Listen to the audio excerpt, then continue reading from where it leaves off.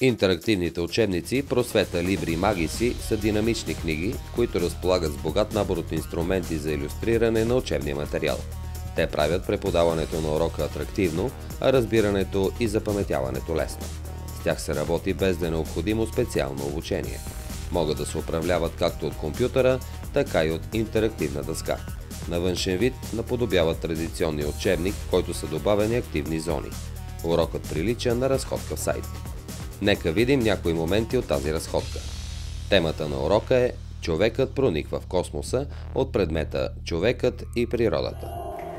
Всичко, което до средата на 20 век знаехме за небесните тела, бе резултат от наблюденията, направени от Земята. От 1957 година обаче хората започнаха да изпращат в космоса апарати, които разширяват възможностите за изучаване както на небесните тела, така и на самата Земя. След въвеждането в темата, учителят разказва на учениците за естествените и изкуствените спътници, обяснява им разликата между тях. Тук може да видите спътник, който лети в орбита около Земята.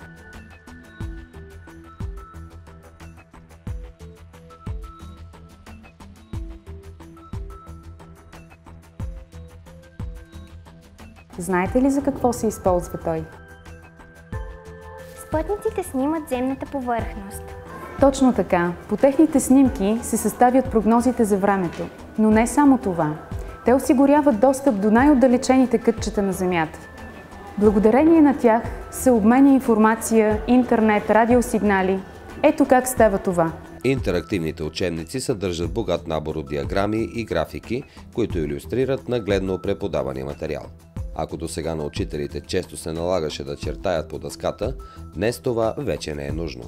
Професионални дизайнери и илюстратори са подготвили всичко за интересното и достъпно излагане на знанията. Но хората изпращат не само апарати в космоса.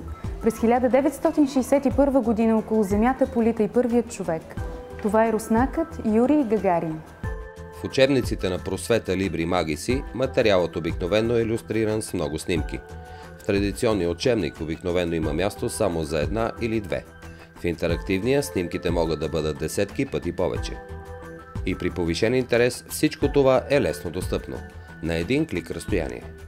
След Гагарин много други хора са летели в космоса, но едно от най-сериозните постижения за човечеството е експедицията до Луната.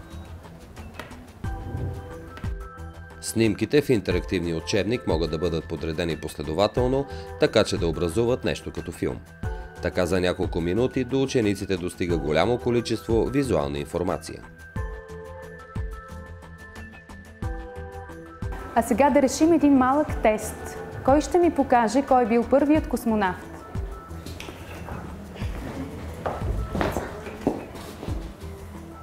Интерактивните учебници включват и тестове, които по забавен начин да подпомагат учениците при усвояването на знанията.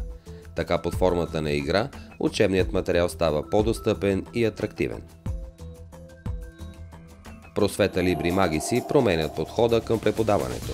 Безспорно, използването на съвременни средства прави учебния процес по-лесен, по-приятен, по-динамичен. Тебеширите, черната дъска, огромните прашни карти и дебелите атласи остават в миналото. Но работата с интерактивните учебници на Просвета Либри Магиси има и едно друго основно предимство. Освобождава учителя от необходимостта непрекъснато да търси и осигурява допълнителни материали, да се грижи за набавянето на информация. Всичко, от което се нуждае, е събрано в интерактивния учебник. Това помага на преподавателя да работи по-активно с учениците, да улавя техните специфични интереси и да ги насочва. И то по един изключително атрактивен начин. Ние от Просвета вярваме, че доброто образование води до по-добър живот.